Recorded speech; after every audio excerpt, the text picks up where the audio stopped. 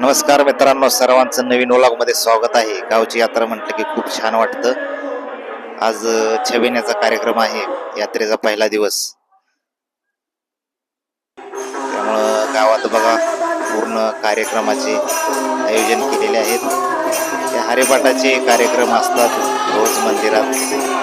तुम्ही बघू शकता किती छान वाटते. तुमच्या गावातही असे कार्यक्रम असतात का? नक्की कमेंट करून सांगा.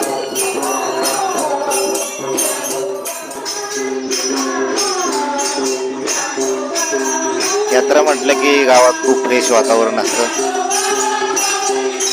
झगमगाट असतो.